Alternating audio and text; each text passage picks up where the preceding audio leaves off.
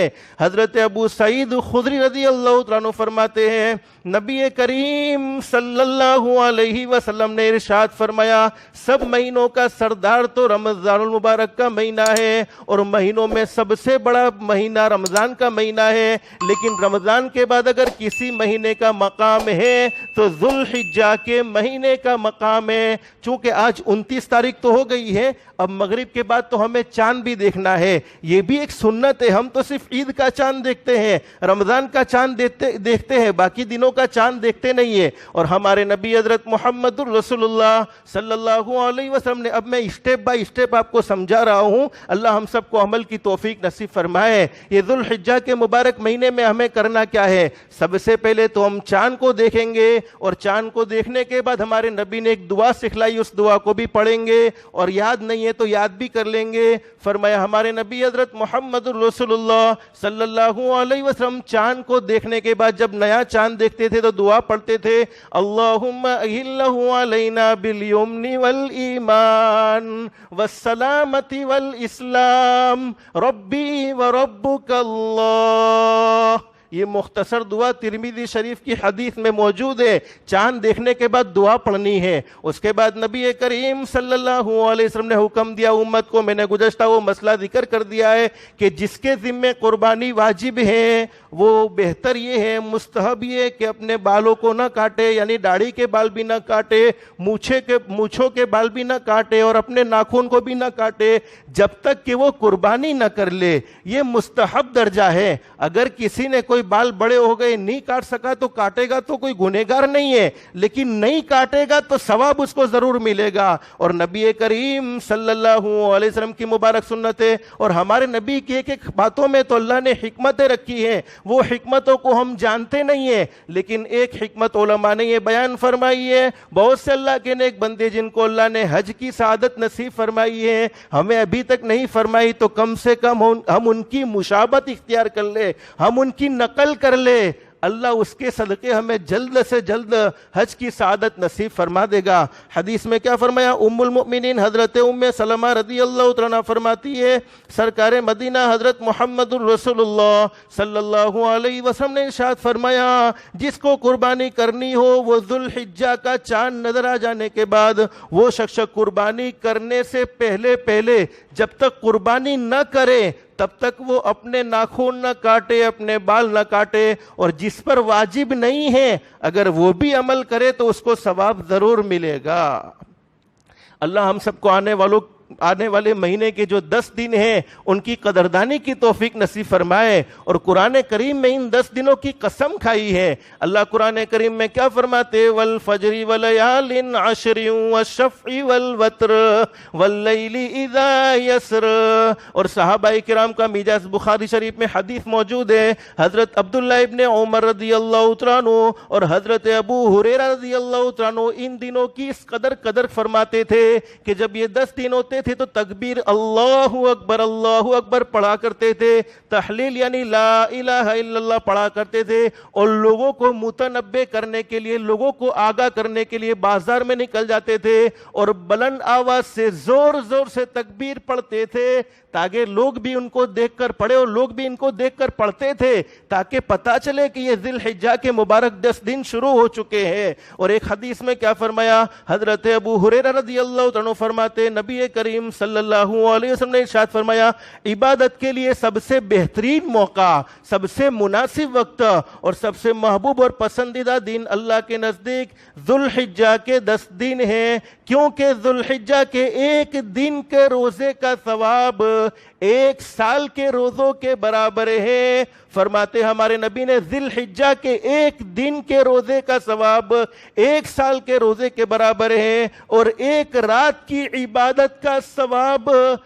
شب قدر کی عبادت کے برابر ہے۔ رمضان کے مہینے میں تو معلوم نہیں ہمیں شب قدر ملی ہوگی یا نہیں ملی، لیکن ہمارے نبی کا فرمان ہے میرا وہ امتی جس نے ان 10 راتوں میں عبادت کی، 10 راتوں میں نہ کر سکا صرف 5 راتوں میں کر لی، 5 راتوں میں نہ کر سکا صرف 1 رات میں کر لی، یقیناً اس امتی نے شب قدر میں عبادت کی ہے، اور ہمارے نبی کا فرمان غلط ہو سکتا نہیں ہے۔ آپ اپنی مرضی سے نہیں بولتے تھے، آپ تو اللہ کی مرضی سے بولتے تھے۔ قرآن کریم میں موجود ہے وَمَا يَنْطِقُ عَنِ الْهَوَىٰ إِنْ هُوَ إِلَّا وَحْيٌ يُوحَىٰ۔ اللہ فرماتے میرے محبوب اپنی مرضی سے نہیں بولتے، میرے محبوب جو بھی بولتے ہیں زبان میرے محبوب کی ہوا کرتی ہے، کلام تو رب العالمین کا ہوتا ہے۔ اب کیا فرماتے ہیں حضرت عبداللہ ابن عباس رضی اللہ عنہ فرماتے نبی کریم صلی اللہ علیہ وسلم نے ارشاد فرمایا ذی الحجہ کے شروع کے دنوں میں سے ہر دن کا روزہ 1 سال کے روزوں کے برابر ہے، اور عرفہ کا یعنی 9ویں ذی الحجہ کا عید کے 1 دن سے پہلے کا روزہ 1 سال کے روزوں کے برابر ہے، اور عاشورہ کا یعنی 10ویں محرم کا روزہ بھی 1 سال کے روزوں کے برابر ہے، اور جمعہ کی راتوں کی عبادت شب قدر کی عبادت کے برابر ہے۔ حضرت انس بن مالک فرماتے کہ ذی الحجہ کے دنوں کے بارے میں کہا جاتا ہے کہ ان میں سے ہر ایک دن کا روزہ 1000 دن کے برابر ہیں، اور 1000 دن 2 سال 9 مہینے 22 دن کے ہوتے ہیں، اور خاص عرفہ کے دن کا روزہ ثواب کے اعتبار سے بہت مقدس ہے، بہت بڑھ کر ہے، یہاں تک کہ حدیث میں بیان فرمایا 10,000 دنوں کے برابر ہے۔ اللہ ہم سب کو ان کی قدردانی کی توفیق نصیب فرمائے۔ حضرت عبداللہ ابن عباس فرماتے نبی کریم صلی اللہ علیہ وسلم نے ارشاد فرمایا کوئی عمل اللہ کے نزدیک اس نیک عمل سے زیادہ پاکیزہ اور ثواب میں بڑا ہوا نہیں ہے۔ انسان جس کو عید الاضحیٰ کے پہلے 10 دن میں انجام دیتا ہے، ہمارے نبی نے 10 دنوں کی فضیلت کرتے ہوئے بیان فرمایا کہ ایسا کوئی عمل اللہ کے نزدیک مقدس اور پاکیزہ ہے ہی نہیں جس کو انسان عید کے 10 دنوں میں یا عید الاضحیٰ کے 10 دنوں میں کرتا ہے۔ صحابہ کرام نے پوچھا یا رسول اللہ صلی اللہ علیہ وسلم جہاد بھی نہیں؟ حالانکہ جہاد تو کتنی بڑی عبادت ہے، اللہ کی راہ میں قربانی پیش کرنا۔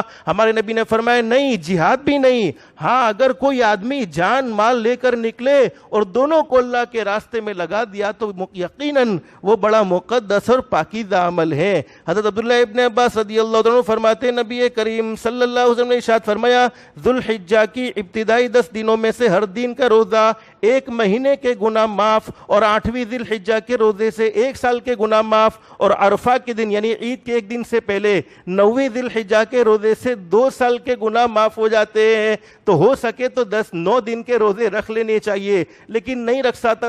رکھ سکتا تو کم سے کم عرفہ کے دن کا تو روزہ رکھ ہی لینا چاہیے تاکہ اللہ پاک ہمارے گناہوں کو معاف فرما دے۔ اب میرے پیارو جتنا نیکی کرنے پر اللہ پاک اجر دیتے ہیں، اللہ ہم سب کو گناہوں سے بچنے کی توفیق نصیب فرمائے۔ اصل میرے پیارو نیکی مقصود نہیں ہے، اصل اپنے آپ کو گناہوں سے بچانا مقصود ہے۔ یوم عرفہ کا دن ایسا مبارک اور پاکیزہ دن ہے کہ اگر آدمی اپنے اعضاء کو اس دن گناہوں سے محفوظ رکھ لے تو اس دن کی برکت سے اللہ رب العالمین 1 سال کے گناہوں کو معاف فرما دیتے ہیں۔ اب اپنے جذبات پر پورے 11 مہینے کنٹرول نہیں کر سکتے، باقی دنوں میں کنٹرول نہیں کر سکتے، کرنا تو چاہیے، لیکن حدیث پاک میں ہے کہ ان دنوں میں تو اپنے آپ کو گناہوں سے بچا لینا چاہیے۔ بلکہ میرا مشورہ تو یہ ہے، بہت سی مرتبہ رمضان کے روزے ہمارے مجبوری کی وجہ سے کبھی چھوٹ گئے ہو، سفر کی وجہ سے یا بیماری کی وجہ سے تو قضا کرنے ہو تو ان دنوں میں کر لینے چاہیے تاکہ رمضان کے روزے بھی قضا ہو جائے اور اللہ پاک ہمیں ثواب کا ثواب بھی نصیب فرما دے۔ اور میرے پیارو رات کو عبادت میں گزارنا چاہیے، لیکن کچھ نہیں کر سکتے تو میرے پیارو ایک کام تو ضرور کر لو، رات کو عشاء کی نماز جماعت کے ساتھ پڑھ لو، فجر کی نماز جماعت کے ساتھ پڑھ لو۔ ہمارے آقا فرماتے ہیں جس نے رات کو عشاء کی نماز جماعت کے ساتھ پڑھی، فجر کی نماز جماعت کے ساتھ پڑھی، اس نے پوری رات عبادت میں گزاری ہے، یعنی پوری رات عبادت میں گزارنے کا اس کو ثواب ملتا ہے۔ لیکن میرے پیارو ہمارے نبی نے یہ بھی بیان فرمایا منافقین لوگ جو اوپر کے مسلمان ہیں، اندر سے اسلام کے دشمن ہیں، اندر سے نبی کریم صلی اللہ علیہ وسلم کی ذات گرامی کے دشمن ہیں، ان کے لیے سب سے بڑا بوجھ فجر کی نماز میں اور عشاء کی نماز میں ہوتا ہے۔ یہ 2 نمازیں ان کو بڑی بھاری معلوم ہوتی ہے، یہ 2 نمازیں انہیں بڑی بھاری معلوم ہوتی ہیں۔ اللہ ہم سب کو زندگی کی قدردانی کی توفیق نصیب فرمائے۔ حضرت فضل بن عباس رضی اللہ تعالیٰ عنہ نبی کریم صلی اللہ علیہ وسلم کا ارشاد نقل کرتے ہیں کہ جس آدمی نے عرفہ کے دن یعنی 9 ذی الحجہ کے دن اپنی زبان، اپنے کان اور اپنی آنکھ سے حرام کاموں سے، اپنی آنکھ کو حرام کاموں سے محفوظ رکھا تو اس کے 1 سال کے گناہ معاف ہو جائیں گے۔ میرے پیارو اندازہ لگاؤ، حضرت نبی کریم صلی اللہ علیہ وسلم نے فرمایا عرفہ کے دن کا روزہ 1 سال کے پہلے اور 1 سال کے بعد کے گناہوں کا کفارہ ہے، اور 10ویں محرم کا روزہ 1 سال کے گناہوں کا کفارہ ہے۔ اور اماں عائشہ صدیقہ رضی اللہ عنہا فرماتی ہے نبی کریم صلی اللہ علیہ وسلم نے ارشاد فرمایا عرفہ کے دن کے روزہ 1000 دن کے روزوں کے برابر ثواب رکھتا ہے۔ اب میرے پیارو، ہمارے نبی کو تو اپنی امت سے محبت تھی، اپنی امت سے پیار تھا۔ آپ نے امت کو زندگی کے ہر موڑ پر زندگی گزارنے کا طریقہ سکھلایا، رہبری فرمائی، مانگنے کا طریقہ بھی بتا دیا اور کیا مانگا جائے یہ بھی بتا دیا۔ ہمارے نبی کے ہم پر بہت احسانات ہیں، اللہ ان احسانوں کا بدلہ ہم نہیں دے سکتے، بلکہ میرے پیارو ہم اپنی کھال کو اکھیڑ دیں، اپنی چمڑی کو اکھیڑ دیں بدن کی، اور اس چمڑی سے ہمارے نبی کے جوتے مبارک بنائیں، پھر بھی ہم ہمارے نبی کے احسانوں کا بدلہ نہیں دے سکتے ہیں۔ نبی کریم صلی اللہ علیہ وسلم عرفہ کے دن یعنی 9 ذی الحجہ کے دن یہ دعا پڑھتے تھے، چوتھا کلمہ، لا الہ الا اللہ وحدہ لا شریک لہ لہ الملک ولہ الحمد یحیی ویمیت وہو علی کل شیء قدیر۔ یہ 9 ذی الحجہ کو کثرت سے پڑھنا چاہیے، بلکہ میں تو کہتا ہوں روزانہ پڑھتے رہنا چاہیے۔ سبحان اللہ، الحمدللہ 3 کلمہ ہے، 4 کلمہ ہے، استغفار ہے، روزانہ تسبیحات کی جو ہم پابندی کرتے ہیں خصوصاً ان دنوں میں تو کرنی ہی چاہیے، بلکہ نہیں چھوڑنی چاہیے۔ ایک حدیث میں کیا فرمایا نبی کریم صلی اللہ علیہ وسلم ذی الحجہ کے شروع کے دنوں میں روزہ رکھتے تھے۔ حضرت حفصہ رضی اللہ عنہا فرماتی ہے 4 چیزیں نبی کریم صلی اللہ علیہ وسلم نے کبھی نہیں چھوڑی۔ نمبر 1 عاشورہ کا روزہ یعنی محرم کی 10ویں تاریخ کا روزہ، نمبر 3 ذی الحجہ کے یعنی شروع عشرے کے روزے، اور نمبر 3 ہر مہینے کے 3 دن کے روزے، اور نمبر 4 فجر سے پہلے 2 رکعت سنتیں۔ اللہ پاک ہمیں ان گھڑیوں کی قدردانی کی توفیق نصیب فرمائے۔